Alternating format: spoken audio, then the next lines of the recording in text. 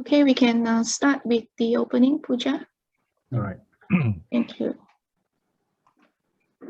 Sadhu, sadhu, sadhu. Namo tassa bhagavato arahato samma sambuddhassa. Namo tassa bhagavato arahato samma sambuddhassa. Namo tassa bhagavato arahato samma sambuddhassa. Buddhang saranang gacchami, dhammang saranang gacchami, sanghang saranang gacchami, dutiyampi buddhang saranang gacchami, dutiyampi dhammang saranang gacchami, dutiyampi sanghang saranang gacchami, tatiyampi buddhang saranang gacchami, tatiyampi dhammang saranang gacchami, Tatyampi sanghang saranang gacchami. Panati pata veramani sikkhapadang samadhiyami. Adinnadana veramani sikkhapadang samadhiyami. Kamesu meccacara veramani sikkhapadang samadhiyami. Musawada veramani sikkhapadang samadhiyami. Surameraya majja pamadattana veramani sikkhapadang samadhiyami. Sadhu, sadhu, sadhu. Now let us prepare ourselves for a short breath meditation. As always, the first thing is to check your posture. Make sure you're sitting in a balanced and comfortable way. Balance and comfort. Start with that. Check your posture. Scan step by step your legs. Are they properly placed? Your back upright, relax. Hands together. Your head upright or slightly bent forward. Looking down 45 degrees downwards. And if you like, close your eyes. Otherwise, you can half open. See which one gives you better concentration. Breathe normally. Relax the breathing. Breathe like when you are sleeping or breathe like a baby. Remember, meditation is renunciation in practice. We learn to let go, beginning with our 5 senses. We close our eyes, we don't have to see, process sight. The ears, we hear the sound, we let it go. We don't bother about smells. We don't bother about taste. Touch is the feeling, whether it's warm or cold. And also the pressure of the chair, things like that. We just watch it, let it go. So bit by bit, we let go of the senses, the 5 senses, focusing on the mind. On the mental level also, we slowly let go of thoughts, let go of views. When you are completely free of thoughts and views, then the peace and joy arises. That is the basic idea. So learn to let go. The joy of letting go through the breath. Let the breath come in, let it go out.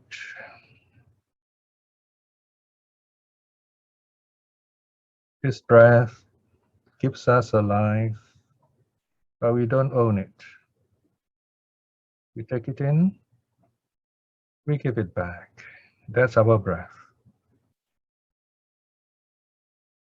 This simple truth is so powerful. In this breath, there is the truth of impermanence, the truth of suffering. If we don't breathe, we suffer. Or if our nose is stuck, we suffer. And we don't own this breath. It comes in, it goes out all on its own. This is the truth of non-self. In the first stage, we count our breaths. In, out, 1, smile. In, out, 2, smile. In, out, 3, smile. In, out, 4, smile. In, out, 5, smile. 1 to 5, 1 to 5.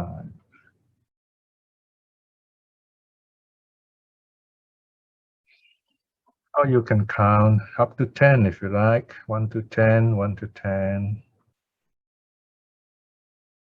Or any number in between, 1 to 8. Use one number, stay with it in each sitting. If you make any mistakes, it's all right. Start with 1 again. Don't worry about the counting. It's just to push away. It's a skillful means to push away immediate thoughts so that our mind stays with the breath. So watch the breath, count, smile. The smiling also helps to push away distractions.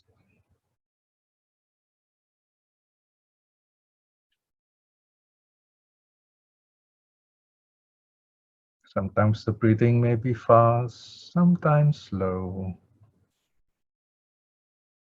sometimes deep, sometimes shallow.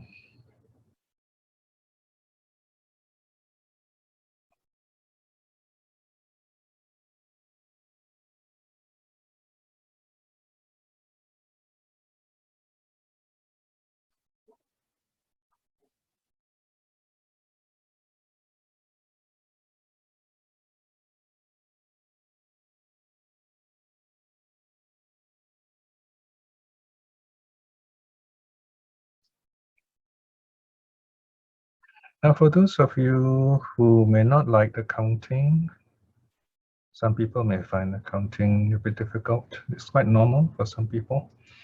Then you can go straight. You can start with a stage 2.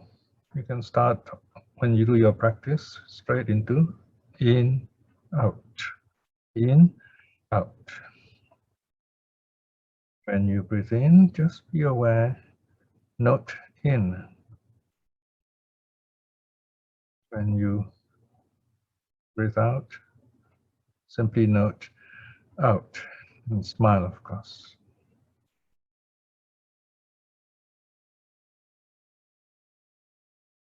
Normally you will breathe in, breathe out, smile. Just before the gap, so don't break the breath. Keep it on a nice, smooth flow, natural flow.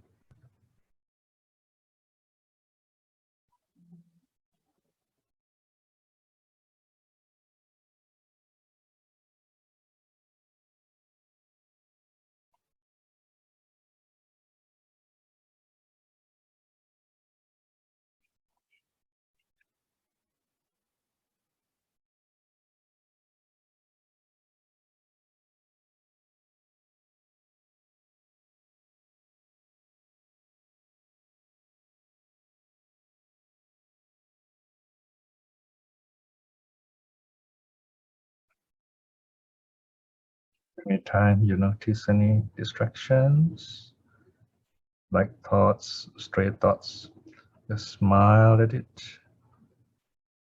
Let them go. Sometimes just smiling is enough. They will go away and go back to the breath.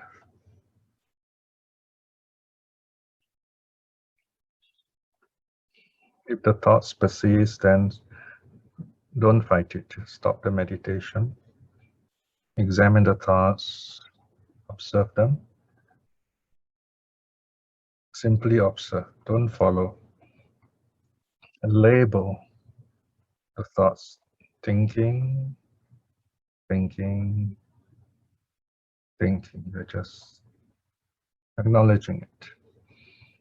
If that helps, then go back to your breath.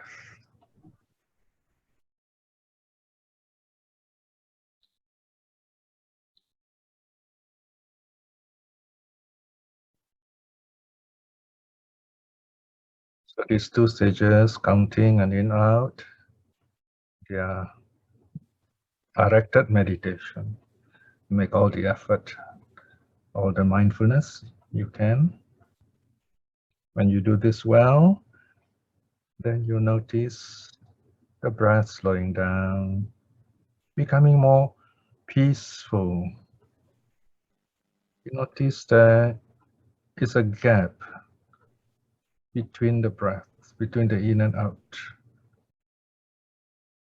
And the gap is very peaceful. Smile at the gap. This is stage 3.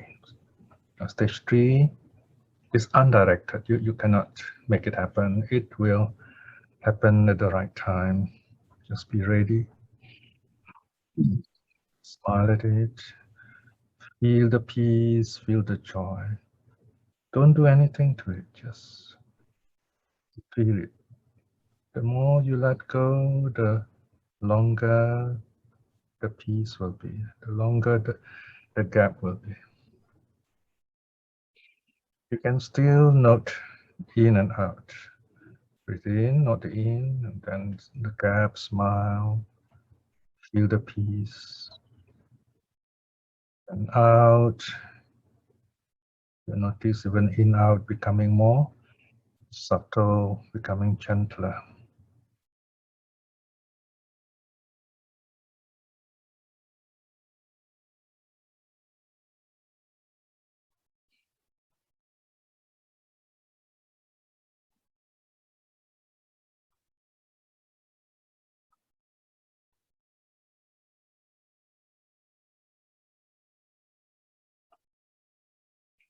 As you notice the gaps, you feel more peaceful. And if you do it properly, you may not feel the body. The body is at rest. You're more focused on your mind. And if you don't feel the body, you don't feel any pain. You can sit longer. So just let it be. Remember, this is renunciation on the mental level. Even as lay people, we need to renounce attachment, the senses, to views.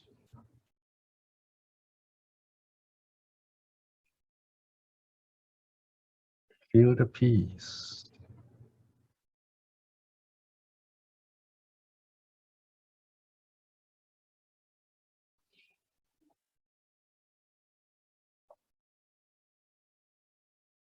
Whenever you have any difficulty, it's all right. You can go back to an earlier stage. You can go back to the in-out stage, or you can go back to the counting stage. Just make it natural. Natural.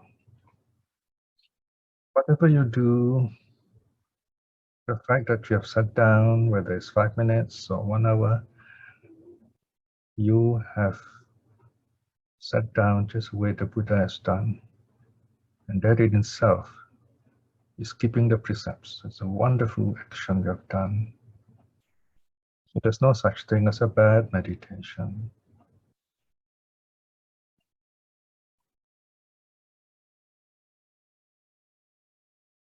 In space, out space, and smile whenever you wish.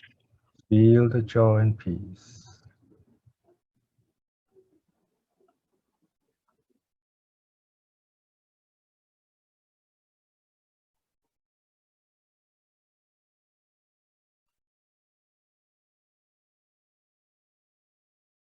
The last stage is silence. The key word is silence, meaning you don't say anything because it's so peaceful. You just don't want to say anything. Just let the peace arise and grow. And occasionally smiling if you like. The moment you notice any thoughts trying to come in, just smile at it, let it go.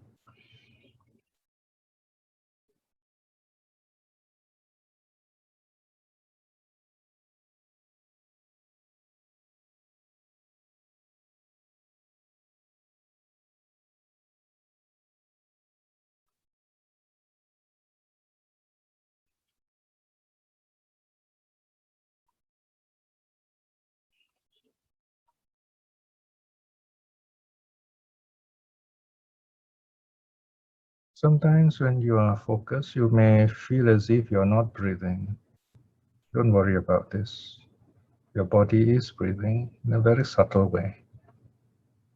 So just keep focus on the peace, on the joy.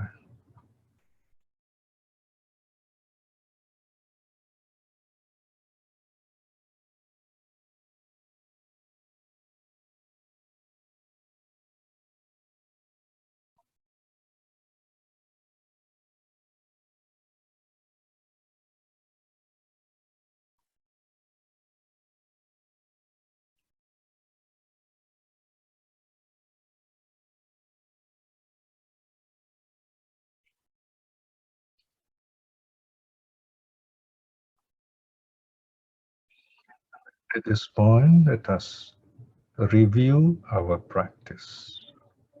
Review your practice. That means check to see what did you do. Remember the peaceful moments, joyful moments, remember them. These are windows into mindfulness. Remember them when you need some peace in your daily life. When you're busy, remember this peace. When you're not well, focus on this inner peace. This also helps you in your meditation.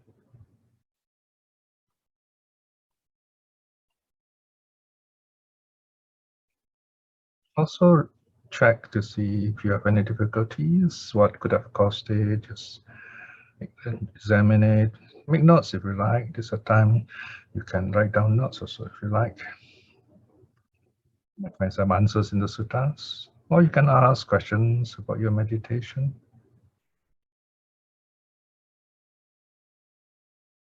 So this is a review.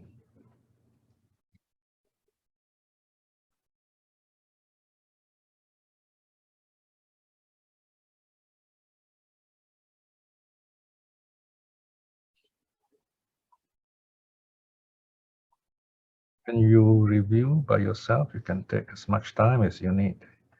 Here, I'm just telling you briefly because of time constraint. Now, before we end, we do just sitting. Just sitting. You may open your eyes. Just sitting is simply preparing ourselves to come back to the world, samsaric world, if you like.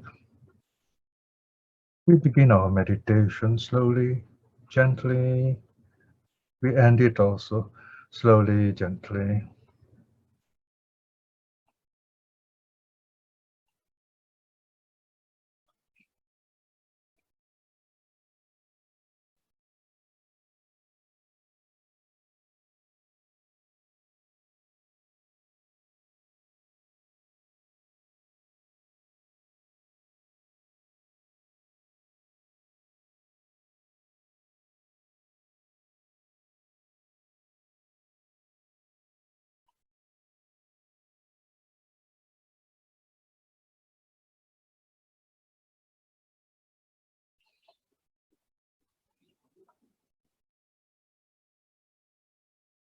Sadhu, sadhu, sadhu. Okay, now we'll go on to our sutta study.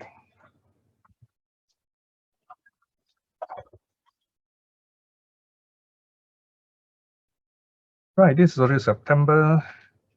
We have about 3 more months to go. How time flies. We only have actually a couple of suttas to go because the last is a double sutta on the sutta. What's the last sutta?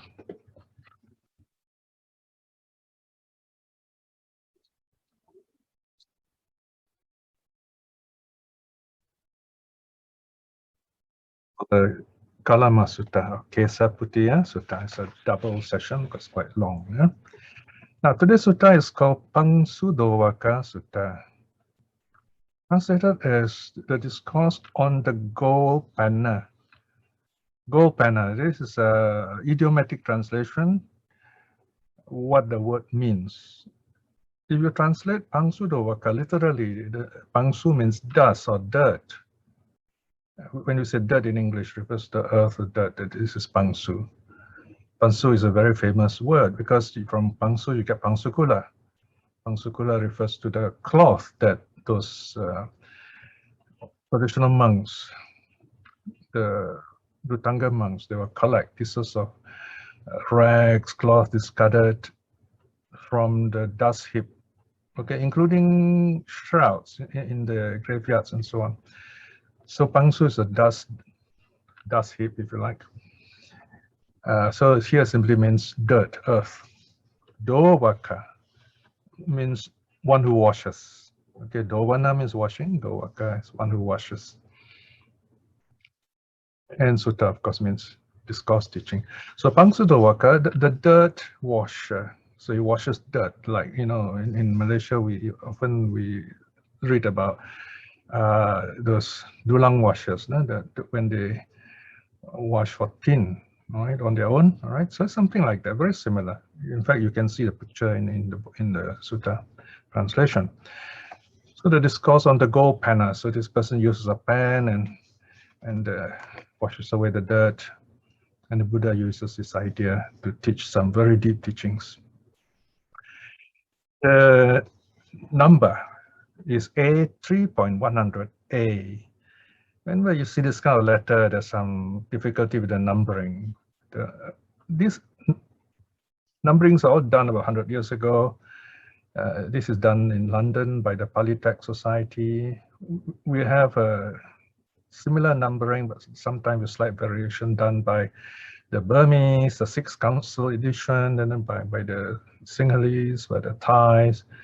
And now I notice even Cambodia that they are bringing back their Tripitaka. But of all these scripts, the Cambodian, the Khmer characters, scripts are really difficult to look. They are really ornate and very, very, so many lines, okay? And then the Laotian one, the Laotian are quiet. I'm not sure what happened to their Tipitaka, but they used to have their own. Basically, the Laotians are northeastern Thais. They speak the same dialect. That's the area where Ajahn Chah is from. So we have all these various local versions of the Pali Tipitaka fully preserved for us to this day after so long, 2,500 years. So A3.100A. And notice in brackets I put the A:(BE). A is Anguttara, BE refers to the Burmese edition. The E, small e means edition. Now the Burmese simply number 8101. So this is how they divide up the sutta. Sometimes they separate into two, sometimes the editor regard as one sutta and so on. But when you study, it's the sutta. It doesn't matter how it's divided up. So it's our choice when we study. So the theme here is refining our meditation practice. So you see here the Buddha using this idea of how gold is, what do you call that, panned in India to describe the way the mind, the way meditation should be done and the teaching understood. So we know from this kind of teaching that gold, of course, gold is very important even in ancient times, even today, because of the nature of gold.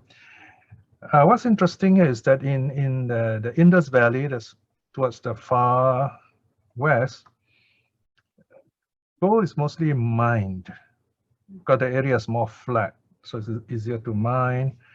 Whereas this sutta is based on northern India, where you have highlands and so on, and the people in northern India would pan for gold.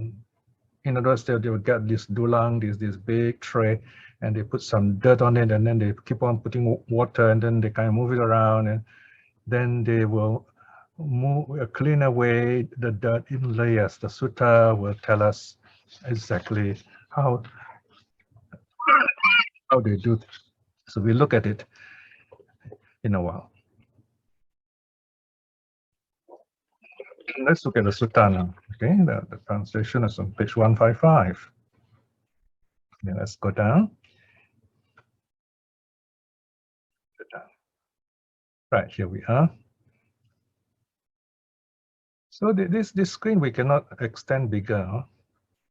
Just the way it is, half a screen. Okay. All right, the Pamsudhovaka Sutta, the discourse on the gold penna, A3.100a. There are bhikshus. The bhikshus are the monks, and here, whenever Buddha says bhikshus, he's addressing all those listening, and today we are listening. So don't say, oh, the Buddha said bhikshus only meant for monks. Not so. You find that, in fact, even in the Anguttara, which is meant for lay people, the Buddha still addresses the monks, because the monks are the regular listeners, right? So it's just a term for those who are present, who preserve the suttas for us. Because through these bhikshus, through these early monks, by doing this, the Buddha, in his genius, has allowed the suttas to come down to us to this day. Can you imagine 2,500 years? There are suttas as recent as a few hundred years which are lost. There are even texts which are lost. So there are bhikshus, gross impurities in gold, such as dirt and sand, grit and gravel.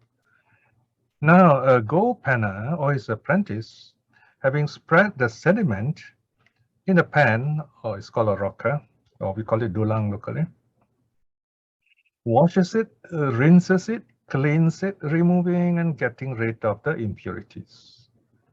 And this is got rid of. When this is done, there are the middling impurities remaining by way of fine gravel and coarse sand. Okay, so this is the starting.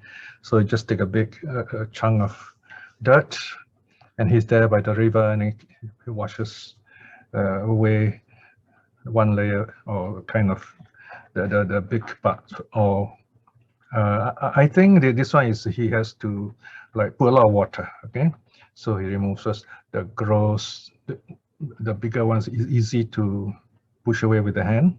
All right. Of course, there are small particles also get washed away. All right. So here is just the idea of when you watch what you see and then how he does it. And then you have the middling ones remain. That is fine gravel and coarse sand. So you got to picture this, no?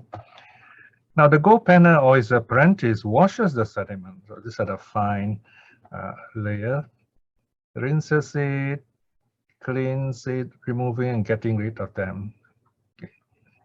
Get them, of course, is whatever rises, runs into the water, pushes them away back into the river. When this is got rid of, when this is done, there are fine impurities remaining by way of fine sand and black dirt. Okay, this black dirt is, of course, heavy dirt. So there you are. We have a mention of 3 kinds of impurities of the earth: the gross impurities, the middling impurities, and the fine impurities. Right. So you can see here how amazing the Buddha uses language to compare, present his teachings. 1.3. Now the gold penna or his apprentice washes the sediment, rinses it, cleans it, removing them with getting rid of them. When this is got rid of, when this is done, thereafter only the gold ore remains. Of course, here the Buddha has been very positive, right? I mean, the gold penna does not always get gold, but basically when it does get gold, this is what happens. Okay. Or maybe there was a time when there's still a lot of gold in the earth and not many people are cunning, so this person is able to collect all this gold. So here notice that the action is often repeated. There are certain verbs there which are repeated. The repeated verbs are rinses, cleans, removing them, getting rid of them. So this is action showing when we meditate, we also repeat our action, right? So this is the world. This is the Buddha is talking about the Gopanna's work. And it's not finished yet. He goes on a bit more. Then bhikshus, the goldsmith. Now this time is a new person. It's a goldsmith this time, all right? Just now was the Gopanna.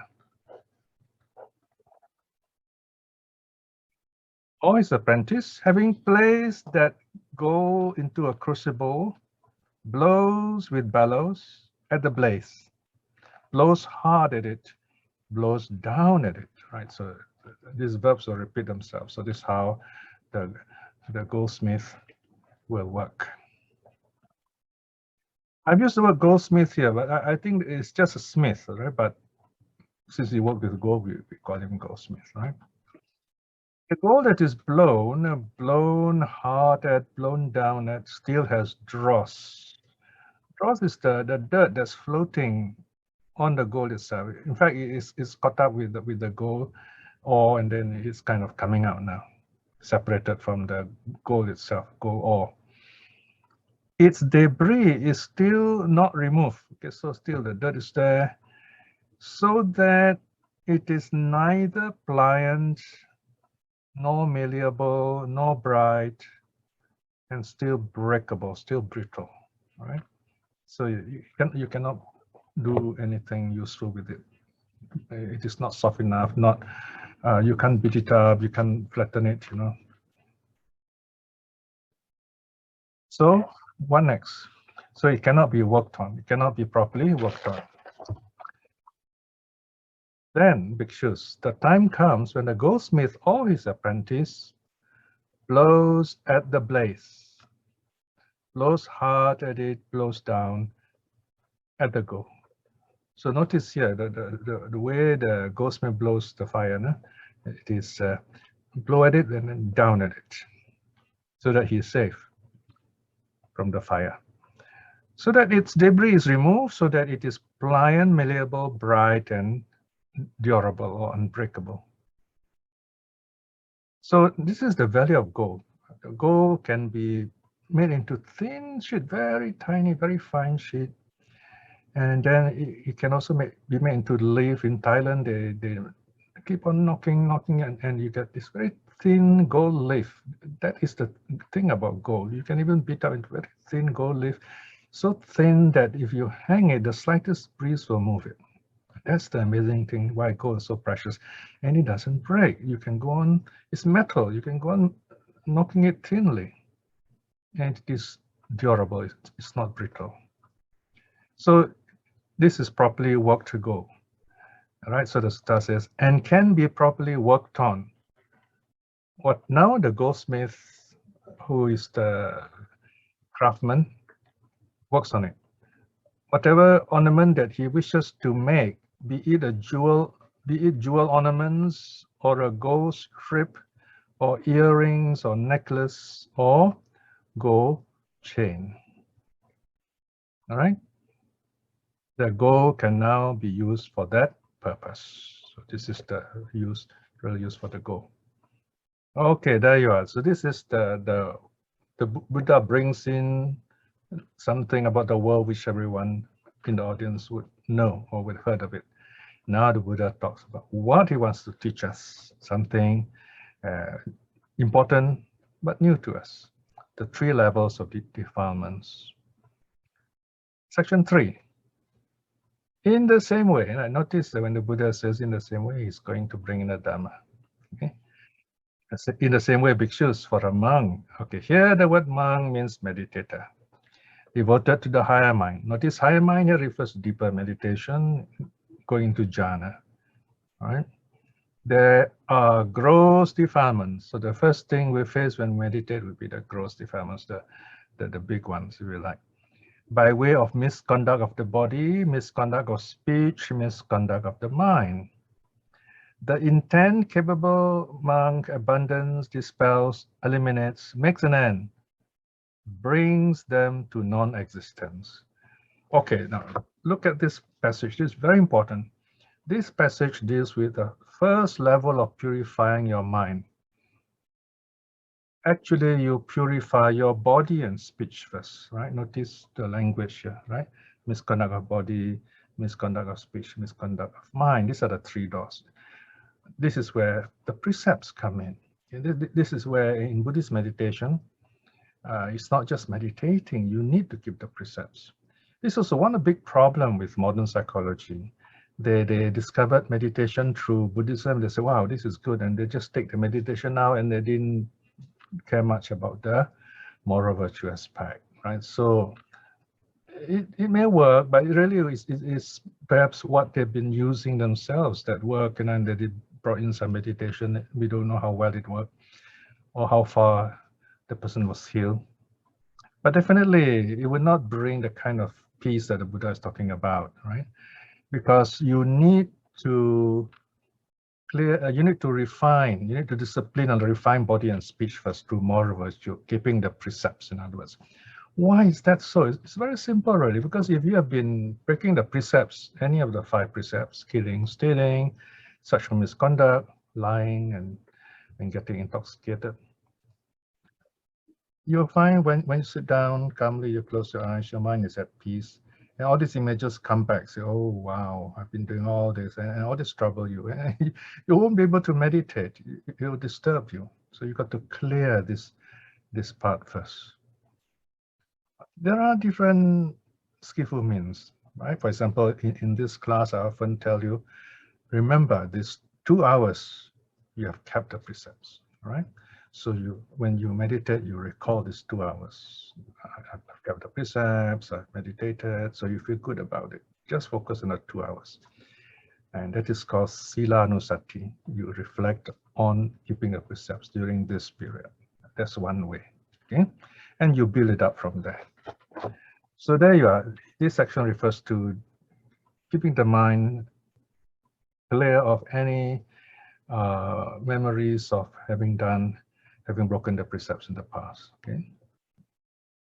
So the intent, this meditator pushes away all these negative thoughts.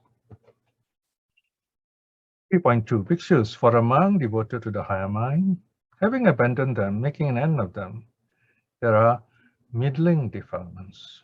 No, next level of mental impurities. By way of thoughts of sensual pleasure, thoughts of ill will, thoughts of violence, the intent and capable monk abandons, dispels, eliminates, makes an end of them, brings them to non-existence. Okay, so compare this with the previous passage. Previous passage is dealing with the body and speech. These are the precepts. Okay, now this second, the middling defilements, they are our own thoughts, right? So when you meditate, these thoughts will come, right? So you have to smile at them, let them go, right? Some happy memories, sensual thoughts come, you let them go. Because if you go on, you hang on to them, then you will lose your focus. Then the opposite, you may get angry and upset, you can't focus and so on. That also is not good. We let that go. We don't want anger, evil also. They are very negative, they're tiring. And then the third one is violence, okay? We get very angry with someone, and then we started thinking something to hit that person and so on. So that's violence. We don't want that either. So there you are. Sensual pleasures deal with violence. We clear that away. So that's why loving kindness is helpful here. All right. So there's a second level of defilements you have to deal with. It is 3.2. Now 3.3 gets tougher. Yeah? It gets more tricky. Bhikshus, for a monk devoted to the higher mind, having abandoned them, making an end of them, there are subtle defilements. Okay, now we come to the third level. The gross, the very big ones, then the middling ones, and now the subtle ones. The subtle ones means they are there, but you might not even know it. What are they? by way of thoughts of relatives, thoughts of home and country, and thoughts related to reputation. Okay? Look at it again. Thoughts of relatives, home and country, reputation. Right?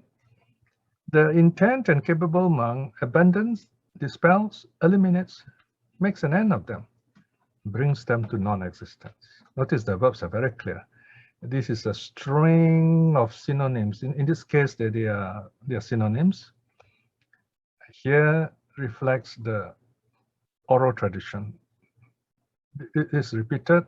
So if the person is not paying attention, he catches one verb, okay, the Buddha is talking about this, because just catching one verb will give you the sense of the other verbs too. So it's to make sure the audience catches the meaning. Okay, so this is the oral tradition, right? Of course, when we translate into written tradition, you say, oh, we can simplify this and so on, but then you lose the flavor, we say. It's not just oral tradition to catch the meaning, it's also you're calm, you listen, and then you see all this flow of words, and you feel so happy with them. It's so beautiful, right? All right, so here, what is the problem with thinking about relatives, the home and country, and reputation? Imagine you're meditating here, and as you meditate, you start thinking about your relatives. You think of them with love, or you think of them with hate, right? You say, oh, my relatives are wonderful, they're like this, they're like that. Oh, my relatives are terrible, they're like this, like that. And you get caught up with your relatives, okay? Or you want to do this, you want to do that with your relatives. And if you're a monk, this is worse. You are having all these wrong ideas about relatives. And it's not just relatives. You may feel your connection with them. Then we have what's called status. In fact, one word can, like cover everything here, status. In other words, you're caught up with an idea fixed on something about relatives. Home and country, it doesn't mean you should not love your home and country. It means here you put your thoughts are caught up with what's going on in the country, the politics and economics and even COVID, You start thinking about these things and it's going to trouble you when you're meditating, that is. And if you're a foreigner, then you think, oh, I must promote my culture, And this often happens with foreign monks who come here. You go to a Thai temple, Burmese temple, Sinhalese temple, you go there, you behave that particular race.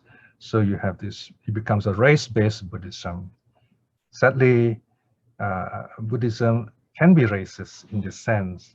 And there are some signs, in Sri Lanka, they're making laws now, that you cannot simply translate the Tipitaka or, misuse the Tipitaka. You could be punished by law, you see. And this is going to create quite some problems, we're ending up like the Roman Catholics in the Dark Ages. So some monks are already urging the government, Sri Lanka government, not to introduce this kind of law. And then also, if you study this, all this, what they call academic exams based from universities in Sri Lanka, some of them are becoming more culture-based. You're learning more about Sinhala culture than Buddhism. So that's going to be not helpful in the future, because we want to study Buddhism. We want to study the history of Sri Lanka so much. So these are difficulties about home and country. The Buddha is saying, don't politicize this. Don't teach the wrong thing. What we want is to teach the Dharma, not about our culture. There's nothing wrong in our culture, in anyone's culture. You can still practice it, but if you teach culture instead of teaching Dharma, something is wrong. Then it's not correct. Okay. Yeah, let me just say a couple of important things. One of the most serious wrong views that Sinhala Buddhism is teaching us is the transference of merits, for example. You can't transfer merits. Merits are not things, I mean, karma cannot be transferred, right? So you can think of something good you have done, then by that thought you send out loving kindness. That's how it works. That's why we use the word dedication and not transfer, for example. Yeah. Then also you find nowadays, in fact, when you look at the history of local Buddhism, when it comes to Sutta study, it's the local people who are very curious. They want to know what the Buddha taught, and from there you find they're curious about suttas. And now we have some local people who are very good with suttas. For example, even this sutta I'm teaching you, before we study, Piya Tan would check through the Pali for me, everything very carefully, and that really helps a lot. Then I look at it again, then I revise as necessary, and we have a very good new revised sutta after 10 years. And mind you, all this sutta discovery that you have before you now, you see on the screen, they are being used very much like this in the universities in Sri Lanka. The monks there use this. In fact, I was sent a recording showing one of the lecturers actually recommending the use of the Sutta Discovery Dhammafara website, how to use the suttas, why the suttas are very helpful. They're translated in detail with lots of notes and so on. So these are the suttas we are using. So here we are sharing this Dhamma regardless of home and country, right? Now the last one is really serious, reputation. Okay, this is a lot of Buddhism is heading that way, monastic Buddhism. You find lots of monks today very desperate in getting titles, MA, PhD, venerable doctors, chief high priests, and so on. And you find the way they look very much like businessmen. They don't have that calm, peaceful look. You don't have to be look like a. I mean, it's good to look like a forest monk. We call it asaji look, which is what changes people's lives. They see this monk very peaceful. Okay, this is called the asaji look, and this is very important for a monk. But when you see a monk looking elegant, like a businessman, you say, oh, I might as well look at a well-dressed businessman, you see. So if a monk goes by titles, the question we may ask, intelligent person may ask, is he lacking confidence in his renunciation, for example? And what's worse is, you see he doesn't shave his hair, he keeps his hair long, and he wears his robes are becoming more like laymen nowadays. You notice they dress more like laymen. They got shirts and robes which are like laymen. And there are some famous monks who actually design their own clothes which look like laymen clothes when they live in Europe, with trousers, pants, and pockets where they put their wallet and money. And so they look just like laymen, right? So this is reputation. In other words, they do not want to be looked down on people who are not Buddhists. They want to look presentable, elegant. So this is reputation, all right? So monks don't think about this. Monks look simple. They look calm. They look renounced. So they don't worry about reputation. Reputation is what people think of us. In one of the suttas, the Buddha says, when a monk thinks, oh, he's worried about what people think of him, something is wrong with him. He should not be thinking that way. That's going to disturb his mind. He won't be able to meditate. He's at peace with himself. The good monk, you can notice, when you have, say, a Wesak gathering, and you invite monks to attend those gatherings. And let me tell you, as a Dhamma teacher, you should not, especially if there is dancing and singing. If you do, you see the good monks don't want to make you unhappy, they will come with some reluctance. And you make them sit right in front and they're watching all this dancing and singing people. He's going to look down. He's going to look down. He won't look at the stage. You will notice that. You will know those are the better monks. At least that's what they should be doing, you see. So these are Vinaya rules. We're talking about renunciation here. So you drag the monk from his renunciation, you make him sit in the hall, watch all this singing. It's just the opposite of what the Buddha is teaching. So we have to think about all this very carefully. All right.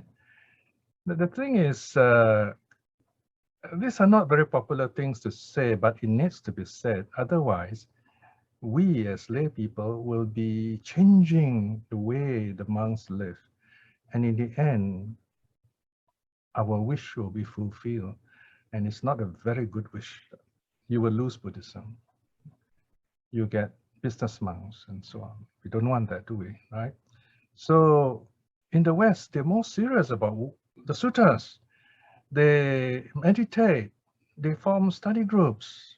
So, and we should be doing that. What I'm saying, we have all these wonderful things. We have the suttas with us in Asia, and we can go back to the real thing. We can get the real gold, in other words. So here we are washing away all the defilements, all the dirt and dross, so that we get back to what the Buddha has really taught us. Okay. Right. So here the Buddha says this subtle defilements are really tricky ones. So this monk, this meditator will start thinking about all these things, is going to be lost. So the question now becomes, all these three defilements are dealt with, what remains now? So this we go to the section 4, further down. Yeah, there you are. Having abandoned them here are the 3 levels of defilements. Making an end of them, thereafter, only thoughts of the teaching remain. Only thoughts of the teaching remain. So the question now is, what have you learned? What have we learned? That's what's going to come back when you meditate. If you do not learn any suttas, then those worldly things will come back. All the talks you hear, the jokes you hear, the stories you hear, you'll hear laughter. I mean, that's not going to be helpful, right? So we want that wisdom to come back. Occasionally, more than occasionally, I get people now who email me, who message me on my Facebook, on my Telegram, and they ask me amazing questions, Dharma question. I'm so happy they do that, because that also makes me revise, make sure that I know all these teachings well. And also shows that they've been studying, they've been reflecting on the Dhamma. And it also means, according to the sutta, these people will recall the Dhamma when they meditate. Or maybe they have done that already. That's why they ask me all those questions. But for example, they'll say, oh, this teaching, this 7 factors of awakening, Satta Bojjhanga, is so deep, how do we understand it in simple, practical way, right? So, and I'm happy with this kind of question. In fact, I'm going to talk about this in a while. So here we see all these good things you have learned, like here, the important parts. You don't have to remember everything, but just the important bits. They will come back in your meditation. Make a note of that. Make a note of that. And from there, build up. That's your strength. That is your personal good karma strength. Use that. Find out more about that in the suttas. You can easily write to us today to get all the suttas. Everything's available then. I don't have this good karma 30 to 50 years ago. So I told myself, I don't want anyone to complain about this. Now they complain there's too many suttas. I say, okay, that's fine. But if you want suttas, you come to me, okay? If you don't want suttas, it's all right, okay? So you get the sutta, you reflect on it, that helps in your meditation. The quality of your meditation, the Dhamma comes in. That is going to change your life. That's going to fine-tune your mind. You're going to see things more clearly. Why the Buddha said this, why the Buddha taught that, and so on. And why things happen in your life. You begin to see everything is teaching you when you learn the Dhamma this way, right? So the Buddha says, only thoughts of the teaching remain. Next line. And that concentration or samadhi is neither peaceful nor sublime, right? Neither has it won full tranquility nor come to mental unification, right? So this is very interesting. The Buddha says, okay, you think of the Dhamma, but your mind is still not calm yet because you're thinking, is it, right? But this is better than the previous 3 defilements, you see? What the Buddha is saying here, these thoughts will come. They're not as bad as the 3 previous kinds of defilements, but they're still thoughts. And they're going to hinder you. Okay, but this is the last frontier, so to speak, all right? So next the Buddha says, neither has it won full tranquility nor come to mental unification. You have not got mental focus yet. It is curbed and checked by the efforts of suppression, or by suppressing rather. Suppressing as in mental defilement. In other words, okay, these thoughts come, you can reflect on it if you like. Okay, then you are doing mindfulness practice, or you can let it go. Go back to the breath, in other words. Let's say you are doing breath meditation. You don't have to think about other teachings because they are theoretical. So go back to the breath, go back to the breath. Depends on what you are practicing, okay? If you're reflecting on the Dharma, yes, then you reflect on the Dharma. You let, you think of all the teachings put together clearly, how they connect. If you're doing breath or loving kindness, you go back to whatever you are practicing. That's the meaning here. So you push it away, those thoughts, because they are thoughts. Whether they are gross thoughts, middling thoughts, subtle thoughts, Dharma thoughts, you let go of them if you want to focus. So that's the meaning here, okay? Now, so I'm going to stop here for a while. After this, the Sutta is going to tell us what are the benefits, what do you get from this kind of deep meditation when all the defilements have been pushed away. So we'll take a short break. We'll come back at 9 o'clock, more or less. Eh? Okay. Thank you, Brother Piya. We'll take a short break now. Okay, so when we overcome this 4 levels of distractions, something wonderful happens, all right? So I mentioned 4 levels, right? 3 are negative, the gross defilements, middling, and the subtle ones. And the 4th one are thinking about the Dharma, because it's not because it's Dharma, it's because we are thinking about it, okay? When you're thinking about it, the mind is directed elsewhere. That's the meaning here. In that sense, it's not the Dhamma. It's not the liberating Dhamma anyway. So we have to let it go for a while so that you get the real thing, so to speak, okay? So even the thought of Dhamma is just thought. We want to get back to the focus of meditation.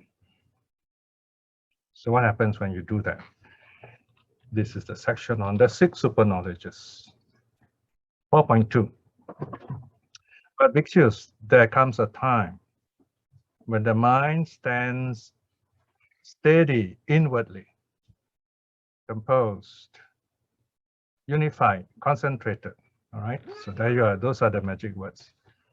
Concentrated, okay? That concentration is then peaceful and sublime.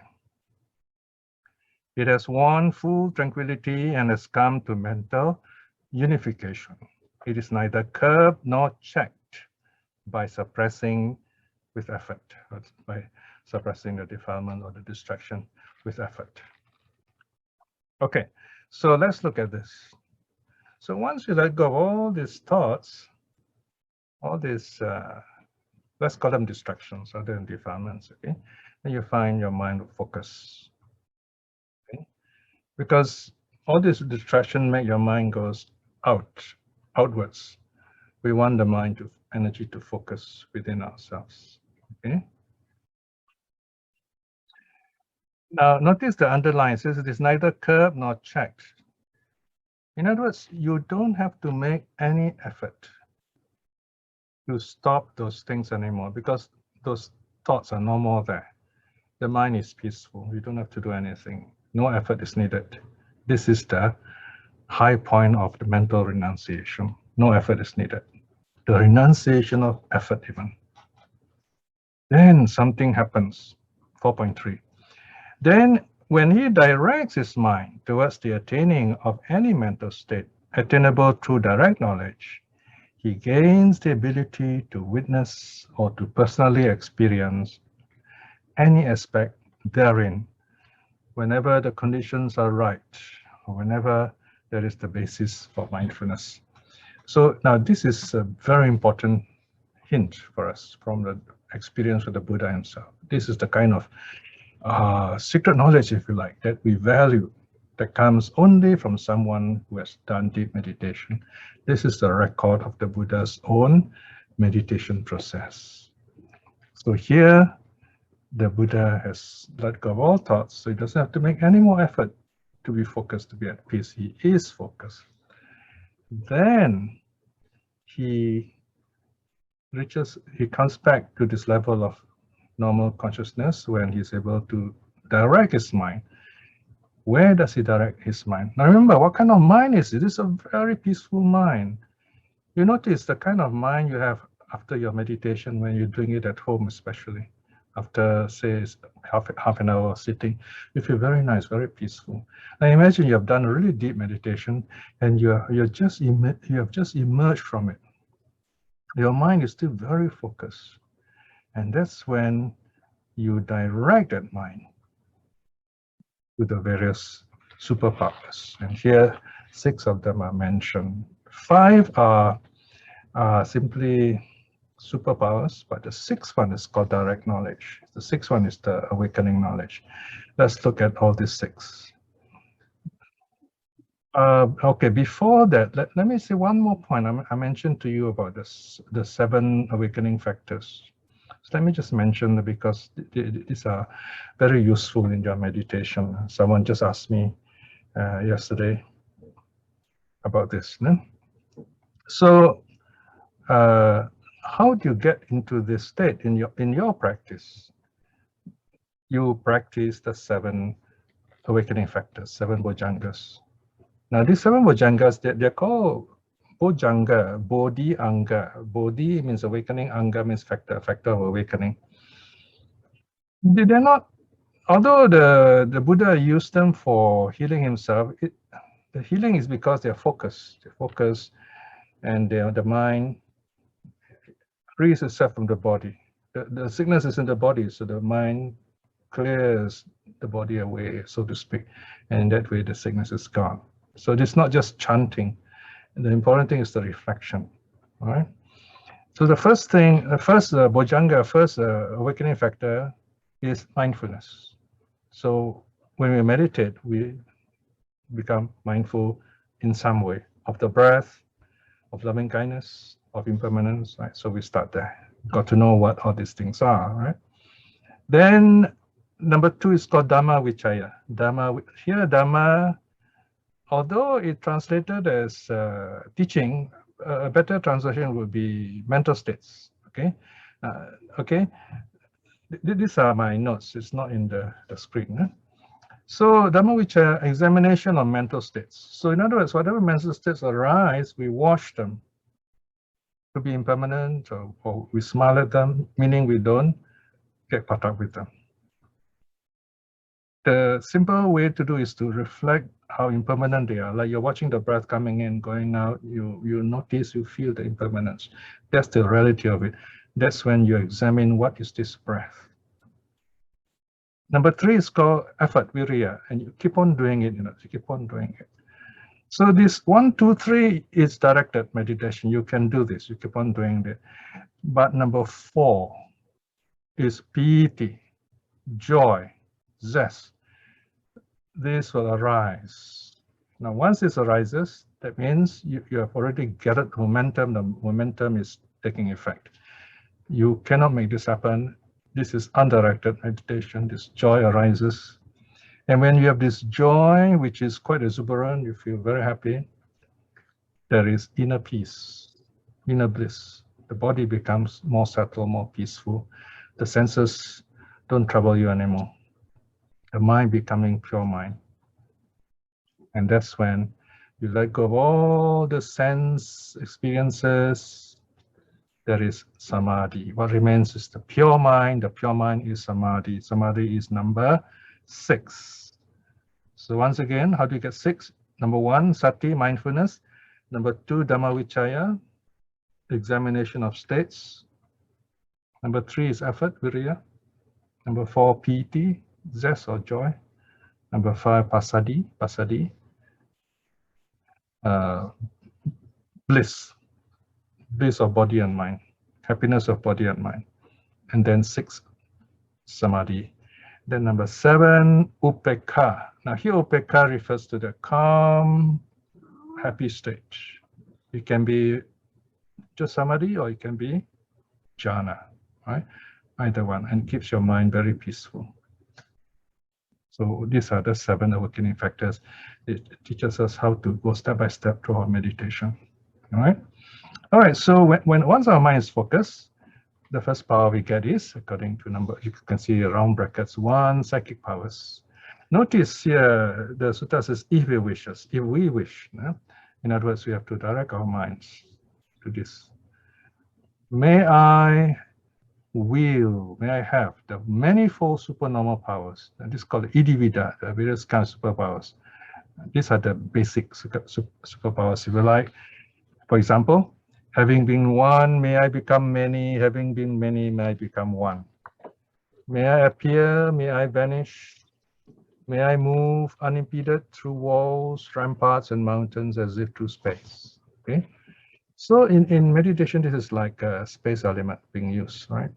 So here we see this person is so, his mind is over matter already, right? So he's able to control matter, all right? You may wonder how this happened. I mean, it's just like someone who's so used to cooking, he doesn't feel the heat of the fire very much. There is such a cook in our Jurong East market. You find this big fire blazing in front of him, and he's right there in front of you, doesn't feel the heat. He's so used to it, right? So something like that, you train yourself up. Then the sutta goes on, the meditator thinks, may I dive in and out of the earth as if it were water, all right? Notice, as if it were water. So here the meditator looks at earth, and in his mind he says water, right? So the earth, you can say in scientific terms, the molecules reassemble to be like water, if you like, all right? Now you see a bit of this in martial arts. You know, you find all those people who use the karate chop, no? Now you got to do it in a certain way. You got to focus. There must be this momentum, and all the certain rules about it. And then zap, you go. The brick breaks, the board breaks, but the hand doesn't break, right? So this is because the mind transfers that energy into the hand. So that's a simple example of how the mind takes over matter in this case. So here, with what this kind of teaching is telling us is that it is possible for the mind to work or to rework matter. That much I can say, okay? Then may I walk on water without sinking as if it were dry land, right? So here, this is the earth kasina. So you look at water and then you say earth, right? And then there is this solidity in front of you, and you can walk on it as long as your mind is focused. So walking on water is no big deal. It's already taught 2,000 years ago, long before other religions. Sitting cross-legged, may I fly through the air like a winged bird. Wow, here you are. This is where the Superman idea comes from, right? With my hand, may I touch and stroke even the sun and the moon, so mighty and powerful, right? So here it gets into this mental state. It's able to expand his astral body, if you like. If you want to put it that way, you can use astral body. It's able to go that far mentally. May I have power over my body? Notice power over my body up to as far as the Brahma world. Now that's not very far according to Buddhist cosmology. The Brahma world is just first jhana world. There are other universes beyond that. All right. But here this meditator can go that far. Fourth jhana can go even to the Brahma world. He gains the ability to witness or to personally experience any aspect therein whenever the conditions are right. So he has to get into this deep jhana, to be exact, the fourth jhana, and then get this kind of power. So this is the first of the 5. They're called worldly powers, actually, although they're called the 6 powers of the arahats. These are worldly powers because they don't bring awakening.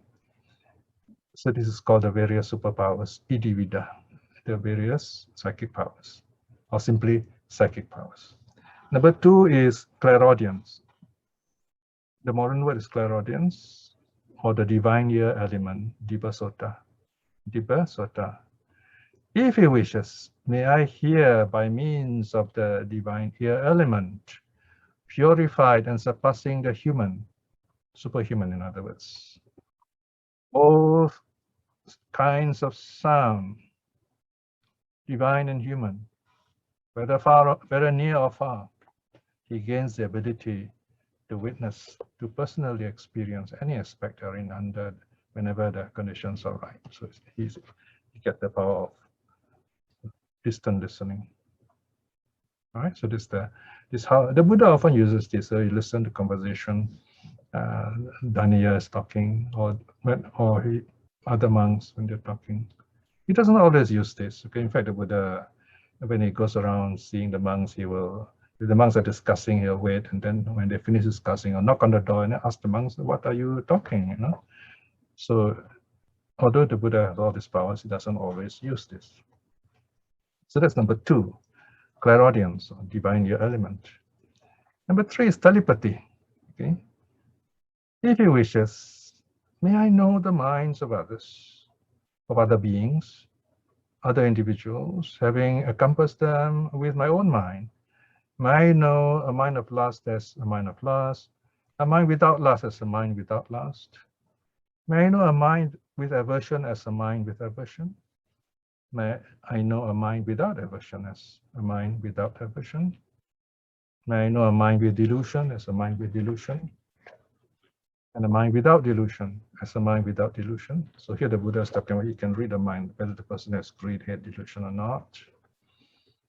May I know a contracted mind as a contracted mind. Here contracted like a narrowed mind because of sloth and torpor. Person is sleepy, tired because of maybe wrong meditation or wrong focus. He's able to sense that, like how the Buddha sensed Moggallana's mind. And he also can know what's a distracted mind. A distracted means due to restlessness and worry. As a distracted mind. May I know an exalted mind as an exalted mind, and an unexalted mind as an unexalted mind. So he knows whether the mind has reached jhana or not in this case, whether it is fully gone into jhana or not. May I know a surpassable mind as a surpassable mind. May I know an unsurpassable mind as an unsurpassable mind. Surpassable, that means if you are at a certain level, you can't go further. You're stuck there. So he knows that. Or you can break free and then go higher. This is a very common situation in meditation. We get stuck at one level. May I know a concentrated mind as a concentrated mind. May I know an unconcentrated mind as an unconcentrated mind, right? Now, you may ask, why is the Buddha saying this? The thing is, we don't even notice some of these things. That when our mind is not focused, we don't know it because we are thinking about something else. On the other hand, if your mind is not concentrated, then you say, this mind is not concentrated. To that extent, you are actually looking at the right thing, and then your mind gets back into the right gear, the focus. Finally, may I know a released mind, a liberated mind as a released mind, liberated mind, an unreleased mind as an unreleased mind. So you know whether you have attained awakening or not. You can know that for yourself. He gains the ability to witness, to personally experience any aspect therein whenever the conditions are right. So this is mind reading, okay? To know another person's mind. Now I must tell you, this is the easiest of the 5 powers, which any of you who as you age, as you study suttas, as you learn meditation, as you teach Dhamma, you get this kind of understanding and ability, okay? I can tell you it's not something really that wonderful, because you have a certain responsibility. You know how people think, and you have to, in a sense, respond. How to respond with this kind of thought? What do you do with this? And people don't always have happy thoughts, so you can get affected by them.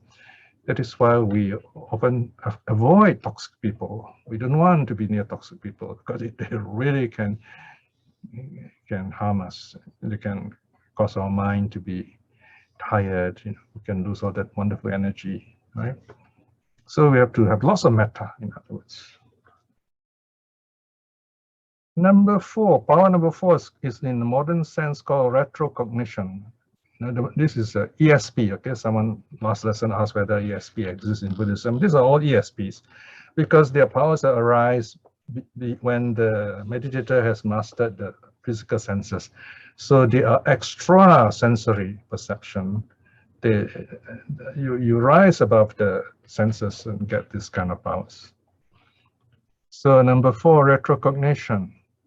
If he wishes, may I recollect my manifold past lives. That is 1 birth, 2 births, 3 births, 4 births, 5 births, 10 births, 20, 30, 40, 50, 100, 1,000, 100,000 births. That's many births, right? So this is, in other words, he begins with a focused mind. So, okay, what did I do today? It goes back. What did I do this morning? Then last night, and then goes back further. It kind of accelerates. What did I do last week, last month, last year, and so on. So you need a lot of mental focus there. So it goes on. Next, many eons of cosmic contractions, many eons of cosmic expansions. These are world cycles. Many eons of cosmic contraction and expansion. Recollecting, there I had such a name, belonged to such a clan, had such an appearance. Such was my food, such was my experience of pleasure and pain, such the end of my life. Passing away from that state, I re-arose there. There too I had such a name, belonged to such a clan, had such an appearance, such was my food, such was my experience of pleasure and pain, such the end of my life. Thus may I recollect the manifold past lives in their modes and details. And he gains his ability when the conditions are right. Okay, so here is recalling his own past life. Okay, so the Buddha knows his own past life.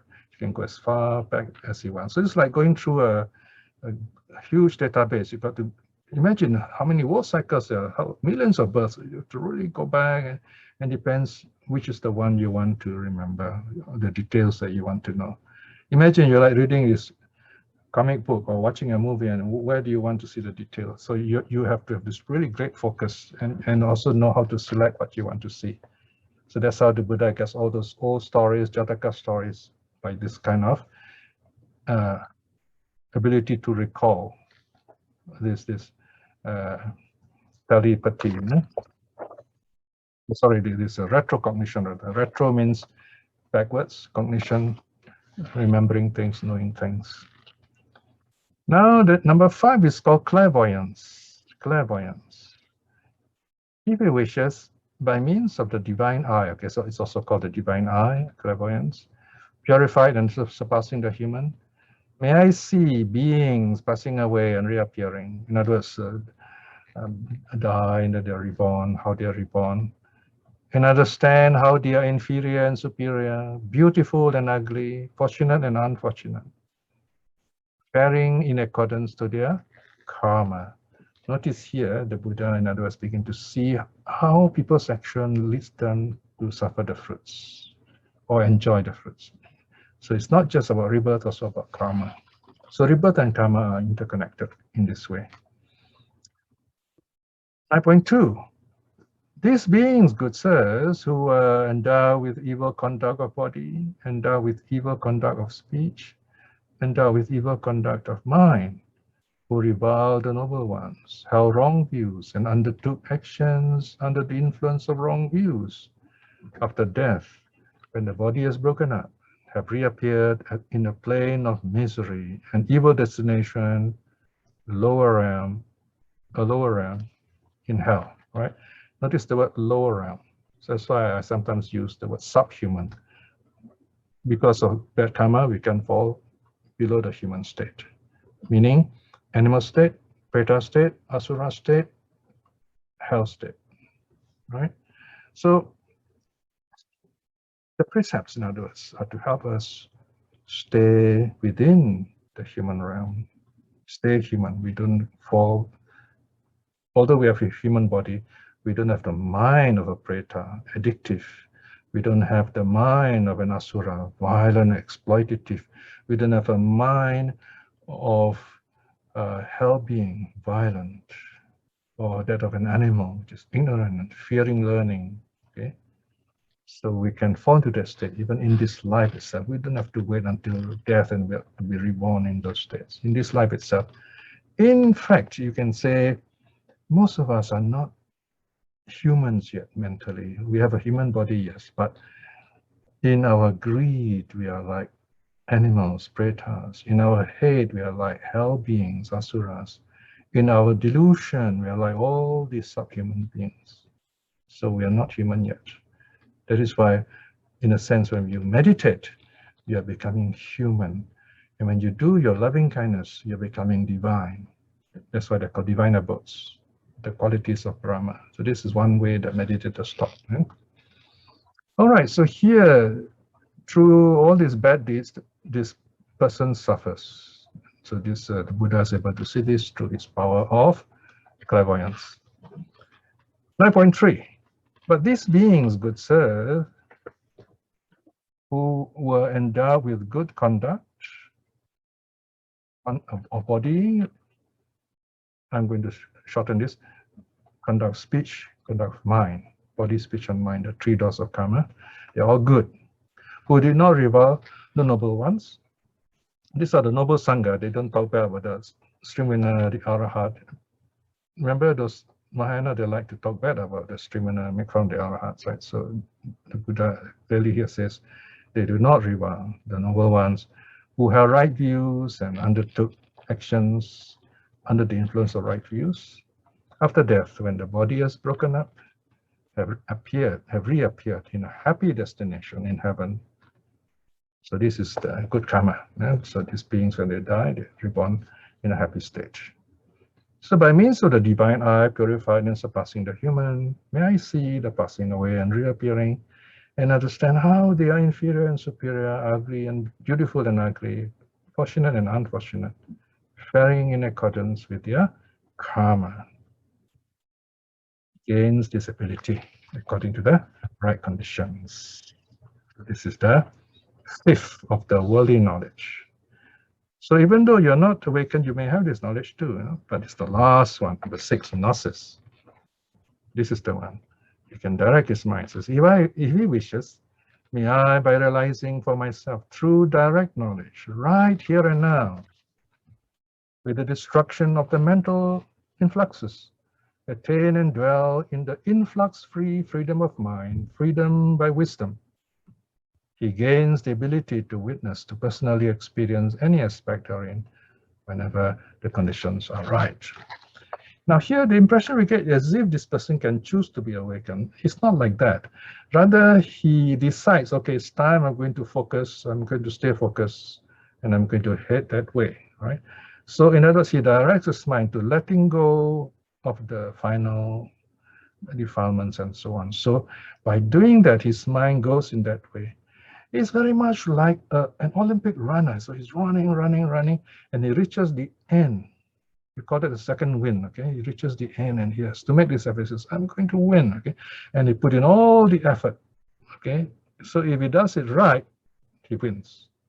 He breaks the tape and he is the champion. So he has to make that effort. He can't just by chance win, you see? So that's the meaning here. So you have to understand this idea of direct knowledge in that way.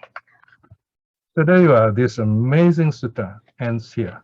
A1. A1 means thus it is. Yeah? So now let's open to questions. Jeff, half an hour, just nice. Okay.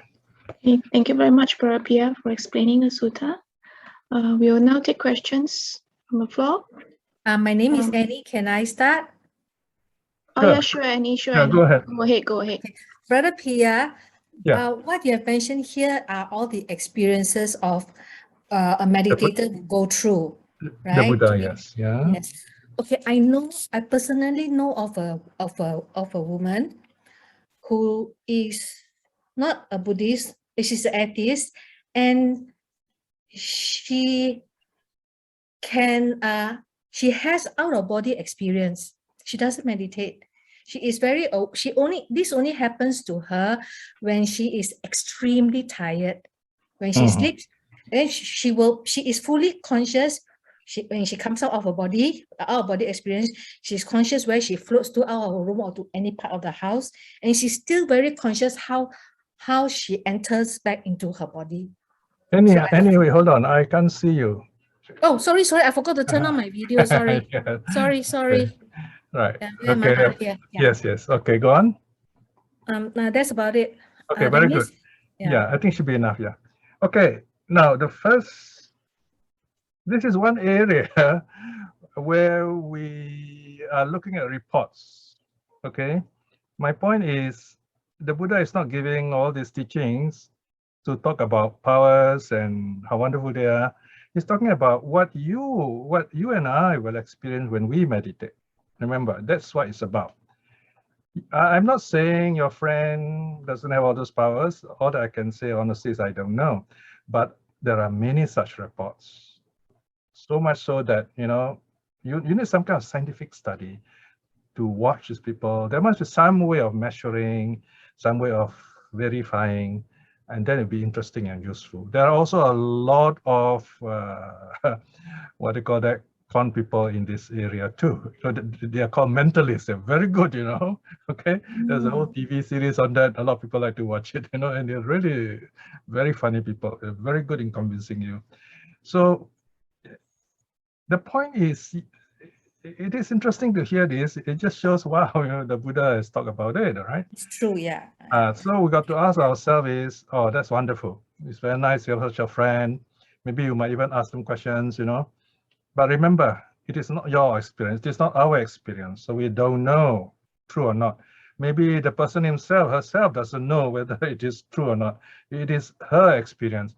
I mean, a schizophrenic person sees a lot of things, I really enjoy talking to schizophrenic people because they're so imaginative, and I can talk anything. They won't judge me, If I talk to my friend in that way, they'll think I'm crazy, see?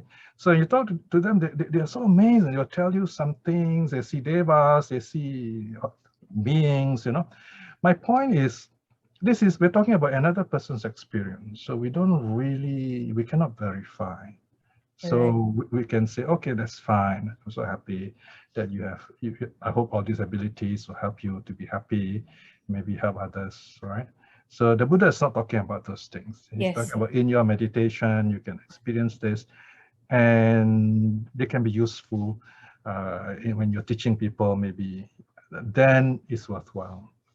But anyway, yes, I heard this kind of story because many times before. I find that now now I learned the teachings now that this really can happen. It's just that she doesn't practice, but this is something that can be done.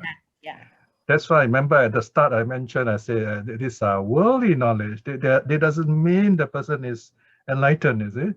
Yes. Remember, let's say COVID is over and you're all sitting in a big hall with me and I'm giving a talk, and then suppose I know David Blaine or David Copperfield, and then suddenly you see me sitting and then rising into the air, Wow, overnight I'm going to have a lot of followers. I'm going to be a celebrity teacher and become very rich, okay? But the point is, if David Blaine and David Copperfield can do this, even I can, trick you and say, look, and you will believe, because religious people are so easy to make believe, you see. They identify your ability to do something supernormal, like rising into the air, with awakening. That's wrong view. That's wrong view. You can only objectively say, okay, this person has risen into the air. I don't know why yet, but I'm going to find out.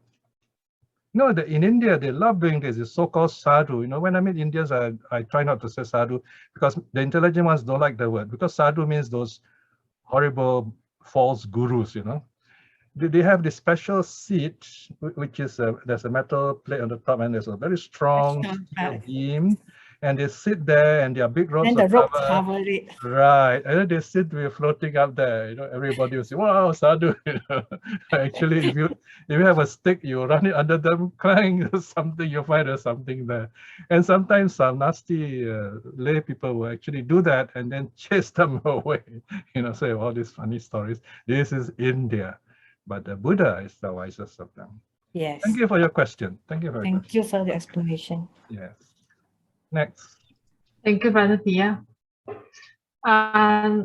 Next question from the chat group, from Dr. S.T. Lee. Brother Piya, you mentioned Myanmar. Can Buddhist monks be involved in civil strife where there is violence, injustice, and killing? Okay. So far, over 1,000 civilians and soldiers have been killed.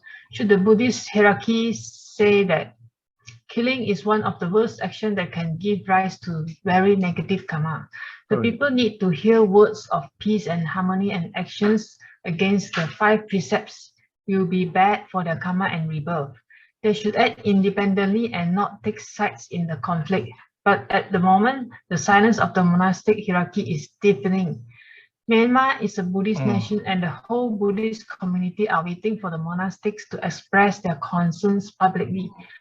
What is your opinion about this issue, Brother Piya? Thank you. Actually, you have already answered your question, actually.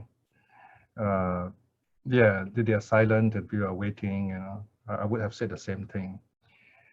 But let me say this. Whether a monk can or cannot go into demonstration, of course he can, right? But whether he should or not, that's another question. Whether he wants to follow the Vinaya or not, that is the question. So he has to decide. The moment he steps out and goes there, he's no more a monk. You see? Yeah, he wears a robe, you know, but this is the whole thing. The world doesn't see that way. We see that way. So we bear this suffering of truth and reality. We see the monks doing that, we say, you know, they're not monks anymore, you know. So that's why we don't like such strife, because such strife brings the worst out of us. Definitely, we want to hear the voice of the monks. If the monks are strong enough and they say, we don't want this, and I think they once did this, you know. Imagine if all those monks had ekachanda, one mind. If they're really united and they do not think of worldly benefits, because some of them are actually benefiting from the way the army behaves. So they don't have that one voice. So the whole country is being tested now. There is this big issue. Where will it go? We really don't know, but the poor people are suffering. This is the worst that a country can go in terms of government, the lowest, where even the citizens fear for their life by those who are supposed to protect them. So what went wrong? What went wrong? Is it Buddhism? Is it the politics? Is it the history? I don't know. I'm not an anthropologist. I'm not a historian. So, but all that we can do is we don't want this to stay too long. But the people definitely will have to do something. It's up to them. And history is such that if you learn from all the revolution, when people are pushed too hard, something will happen. So all that we can do is watch and learn. That far I can say, because I'm not into politics. I don't want to make predictions. I don't want to incite a riot. I just want to talk Dharma here. And that's as far as I can go. Okay. All right, next question. All right, thank you, Brother Piya. Next question from Brother LC. With regard to this jhana state of meditation, can I ask, once I meditate in a Buddhist hall and I felt as if I becomes very small and the hall becomes like super huge as a football field, is this a form of concentration out of the defilement? It was like only a few minutes feeling after meditating for 30 minutes. Well, that's a wonderful experience, I'm sure. It shows that when you meditate, you begin to see certain aspects of your mind which is so different from daily life. And that little glimpse is so wonderful. Okay. Now imagine, I've been working on this sutta for the last 20 years. Next year will be 20 years, you know. So I'm sure some of you wonder, how does this guy sit here at his desk every day with suttas? It's so difficult and even boring in all those repetitive words. You have to have this sense of joy, see, right? If you don't have this joy, what's called joyful interest, to be exact, you can't go on. You don't want to go on. You just say, no, I don't want to do this, you know. No, but then, and I'm not alone in this. I have people who check the Pali, they say the same thing. They say, you know, when I told them, I say, please don't work too hard, you might burn yourself out. They say, that's not the problem. The problem is that I get so caught up with my work, I don't know when to stop, you know, right? So you have this joyful state that pushes you on, you see. So it comes from focus, you don't even need to do deep meditation. Your faith and mindfulness can bring that. So imagine if you sit into deeper meditation, you experience this wonderful glimpses of what your mind is capable of.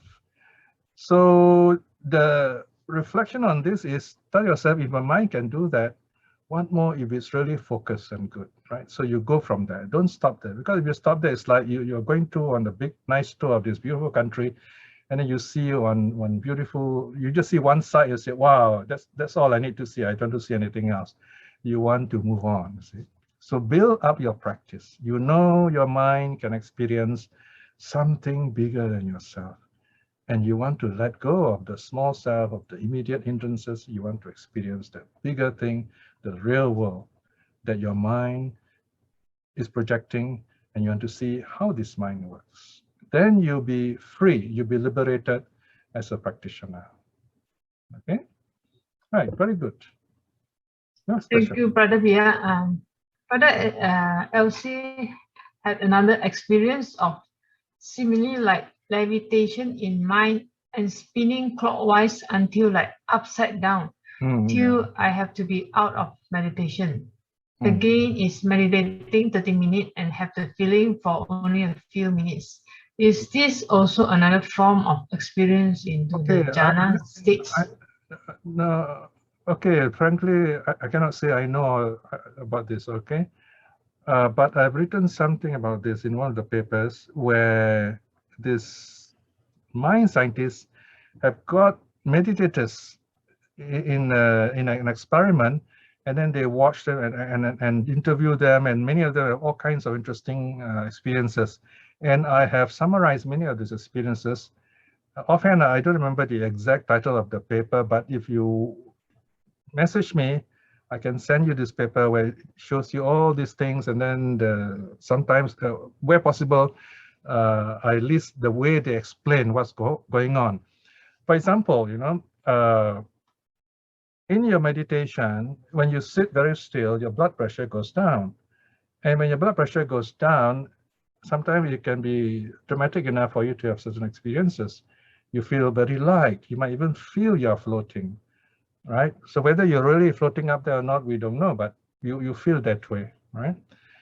On the other hand, you could be in such a deep joy that you actually floated up and nobody saw it. And maybe you felt for a while, but you didn't see it, you know? So it's hard to know all these things. But remember, none of these means we are awakened. It just means that the mind has greater power over the body in meditation. So if you direct that mind properly, rightly, then if you follow what the Buddha has advised, you will understand the awakening he has, and you'll be free from suffering and defilements that way. That's that much I can say.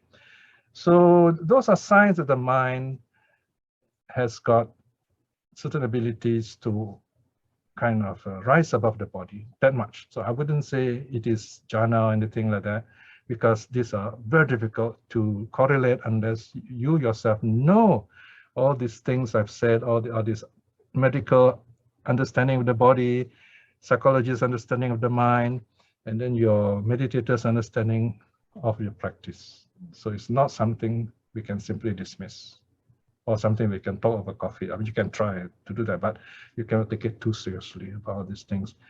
You got to move on to the higher level of mind. When your mind clears so well that wisdom arises, that's what we want, wisdom. Not the celebration of wisdom. We celebrate too much, but we want the real thing. Okay, let's go on. Next question. Hello, can you hear me or not? Any sound? I think Sister Exim may have some internet. Oh yeah, yes. Okay, yeah, she's muted. Yeah. Muted, yeah. Yeah. Now let me continue. Okay, yeah, right, sure. Brother Elsie have another question. Throughout this sutta, the last sentence of whenever the conditions are right. Please explain what are these conditions. Yeah, because sometimes you may want to do it, but the focus is not strong because there's not enough focus there, or external conditions might disturb you, or the time to end your meditation has come, because we all have certain duration, certain limits. But when everything is right, that means there's no hindrances, the karmic conditions are all good, your mind is focused, then it will happen. All right. So in other words, it just doesn't happen like that. It just doesn't happen by chance. You've got to go through all this proper procedure. The mind should be calm and clear in this way. Okay, so the Buddha is being careful what advice he says here. Okay, let's go on. Thank you, Brother Piya. Yeah, very good. Okay. Another question from Brother LC. Throughout this sutta, the last sentences of Sister Asim, we have got that. Yes. oh yeah, Yeah, sorry, it's the next one. Sister Wong Yiling, is it? Okay. Yes. Is severing ties with abusive parents a form of subtle defilement? Does it go against the Buddha's teaching that emphasize on filial piety? Sorry, what, the first part? Is severing ties with abusive parents a form of subtle defilement? This is actually a counseling question. I'll take it as an academic question, okay? So don't take me, don't simply follow what I say here. This is a possibility that I'm giving you, okay? Remember, it is a choice we all make. I'm not saying you should do it or you should not do it, because in counseling, you listen carefully, you don't even give advice to people. You lay out all the possibilities, and then you ask this person, you say you think about this, and then you decide, all right? So these are kind of question no right-minded teacher will answer. They cannot answer, because we cannot transfer our karma to others. As I've been telling this, but we can give you advice. We can say what are the possibilities you can think about, all right? There is a saying in the suttas, whatever you do should not harm yourself, harm others, or harm the environment, okay? That's how I interpret it. These are called the three purities or action. So if you find that you cannot manage a situation, obviously you have to go away, get away. Otherwise, your mind will suffer, your body will suffer. So these are decisions you must make. But it would not be fair for you to quote anyone and say, oh, so-and-so says this and I'm doing this. You have to yourself decide what you can do, all right? Now, having said that, once again, let me tell you a story. I remember I've told so many times, some people, regular listeners have heard this, but it's important for those who have not heard this story. It's a real story of a counseling session many decades ago. So I can tell you this story as part of our education. So there is this similar situation. This young person, he has finished training as a teacher. He's graduated, she's very happy, she's working, she's financially independent now. So she comes to me, at the time I was still a monk, she asked me, says, you know, I'm doing well as a teacher now. Now I'm a practicing Buddhist and I have a problem because I don't know what to do about my mother. She never really took care of me. In fact, as a child, I was all on myself. Basically, I've been abandoned. She would tell me, sorry, I cannot support you. And you know, you're a daughter, so you don't mean much to the family. You're a girl, you're not a boy, you know, things like that. Those traditional stuff, you know. And so she was basically on her own, but she was a very driven person. She worked hard, she gave tuition, she saved money, and she used that money to go to college, and she passed, and she became a teacher. Now she's independent and she has money. So she says, now my mother's eyes are open. She says, you know, does she want my money? She think of my money, you know, she's kind to me, you know, why was she not kind to me before? I mean, I'm so angry with her. Why now? You know, why did she take care of me when I was young? Wow, this is a real, very powerful story, very rare. That's why I'm telling you this, because these are important stories that will enrich our life, that will hopefully change us for the better. So I told her, I said, okay, first point, the fact that you come to me and you tell me all this story shows that you are a compassionate person. You are concerned. Are you doing the right thing? Otherwise, you can already decide, I'm not going to have anything to do with her. You can decide that. But you come to me and ask me, what should I do? It shows that you have concern. Concern means compassion. That's the first good point you must not forget. All right. Number two, let's look at your mother now. She was raised in this traditional culture, some very wrong teachings about women. And number two, you must remember the condition of your family. You're very poor. Your family, your mother, all alone, just couldn't support you, and she's being very honest, direct about it. But she was not abusive. I mean, she's just not supportive. You know, she never beat you up, anything like that. And so you're basically on your own, and many of us were in this situation too. So she couldn't do anything for you, but you, through your own goodness, through your own karma, present karma, you survive. Not only survive, you flourish. You became a teacher, and you're doing well now. Now the third point, you have a choice. You don't have to be kind to her. Yes, you can tell your friends, maybe some of your friends will say, yeah, you're doing the right thing. You know, I mean, those are not very good friends. They'll say, yeah, you're doing the right thing. You don't have to do anything. Socially right, maybe. I don't know what's the word for it. But as a Buddhist, you have a choice. Okay, to cut the long story short, I say, compassion is when you're kind to someone who doesn't deserve it, even when she doesn't deserve it. But remember, she's your mother, you know? She brought you into this world. She gave you human life. And she spent the first few years raising you, so you have those human qualities. And she has fulfilled her duties in a sense as a parent. But she has not fulfilled her social duties because she was poor, because of conditions not of her own choosing. So in a sense, she was a victim of social circumstances. So this is where is your compassion.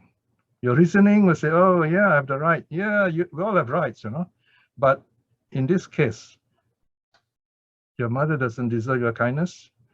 Yet the Buddha says you can give her, show her that kindness by the very fact she doesn't deserve it. That is compassion. The Buddha doesn't have to teach us, but what do we deserve to hear the Buddha's teaching? This is one thing we forget to ask often, huh? But the Buddha still teaches us, right? Compassion. Because if you can choose either way, I say, you know. But remember, whatever you choose, when you get married, you're going to have children. And you're going to tell your children are going to ask about your parents, about your mother. What are you going to tell them? Are you going to tell them the same story? Oh, you know, she did this to me now, and I don't care about her. Once you tell this kind of story, and we live by stories, then your children also will one day at the right time, when the conditions are right, according to the sutta, use the same story against you. You know, families that have a lot of divorces, the children also tend to divorce, right? So in other words, we will create the story by which our children live. So what kind of story do you want to leave behind for your children? So you decide, I say. So I don't have to tell her anything. I don't have to tell her to do anything, you see. By the Buddha's teaching, I more or less know. If she's really compassionate, I know what she's going to do. That's good enough for me. But she herself must decide. So that's my point. I hope this story will help us all think about this wonderful teaching and how we can live richer lives this way, through compassion. Okay? All right. Thank you. Let's go on now. Thank you, Brother Piya. The next question from SKEGSS4-18. Brother Piya, can Kammanan described as samadhi in this sutta? Can what, sorry? Kammanan. I think I made some mistake, Brother Piya. Oh yeah, just the note 47. Not 47. Note 47 can be properly worked on. I think is Pali is kamaya. Oh, probably worked on. That means Yes. the gold is soft and pliable. Yeah. Yes. So, I do not know whether this is also can be described as samadhi. or no. constricted mind. This is just describing the goal comes to a point where it is workable. So the mind is like gold. Yes, you can through meditation you can work the mind and make it beautiful, just as using gold to create beautiful ornaments. So the mind is such it can create beautiful things. It can also create very bad things. But here in meditation, you can create beautiful and good things. That's the meaning here.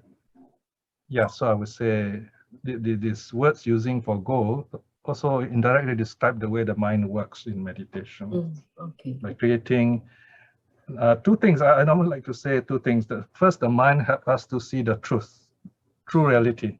Number two, it makes us feel happy by seeing beauty.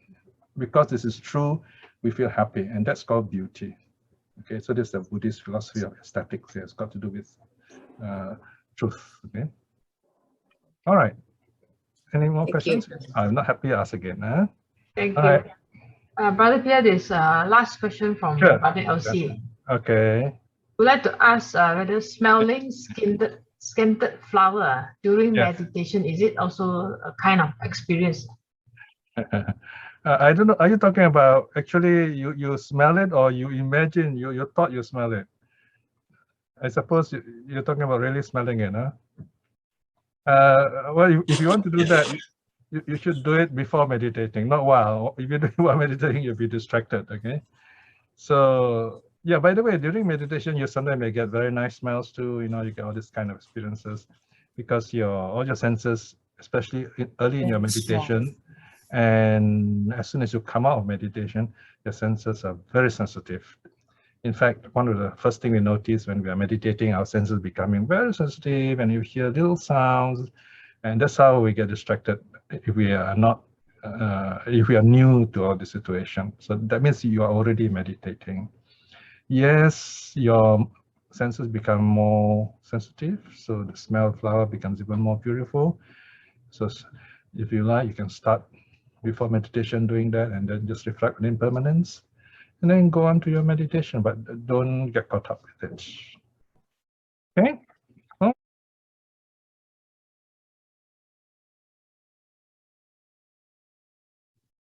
Thank you very much. okay. All right. So very good. We've come to the end of today's study. I'm so happy because now I can get back to my sutta work. Okay. So this is a time for us to dedicate merits. So just calm yourself down. Remember these wonderful moments. This is a really rare and beautiful time where we have practiced renunciation, spiritual renunciation. We have let go, sacrificed our time so that we can learn something to better ourselves, peace of mind. We started off by keeping the precepts. Remember that. You kept all the 5 precepts, recited them. Whether we recite the precepts or not, we are still under the precepts. The karma will work on us. But when we recite the precepts, we are better prepared. We create this good karma of being aware of moral virtue. And then we go on to meditate, to calm our minds. Even though we may not be good expert meditators now, this effort we make to sit there at peace is itself a good start. And then this will bear fruit in time, over time, because meditation is a lifelong practice. And then we listen to the Dhamma, we ask questions. This is listening. This is also a kind of wisdom that helps us understand our meditation better and gives us the skill to transfer, to share this experience with others so that they too will be happy and meditate. And we have asked questions. We learn a few things about ourselves. And this is a time we should spend in loving kindness and say, by all these good deeds I've done, may I be well and happy. May I have good health. May I be mindful and careful in my diet and stay healthy so that I can practice the Dhamma properly, effectively. May my relatives and friends, neighbors, everyone I meet, wherever I go, be well and happy, be friendly and peaceful. May there be peace wherever I go, where I direct my mind to. So do that again and again. With that, let us show our gratitude to the three jewels, our teacher, the Buddha, his teaching, the Dhamma, which we follow, and the Sangha, the noble Sangha, whose wonderful qualities we try to emulate. Arahang Samma Sambuddho Bhagava, Buddhang Bhagavantang Abhivademi. Bow down. Swakato Bhagavata Dhammo Dhammang Namasami. Bow down. Supatipanno Bhagavato Sāvaka Sangho Sanghang Namami. Bow down. Sadhu, sadhu, sadhu. Okay, thank you everyone for this wonderful evening. Thank you, Brother Piya. Thank you, Brother Piya. Thank you. Thank you, Sister Brother Piya. Ranga. Thank you all. Thank you, Thank you. Brother Organizer.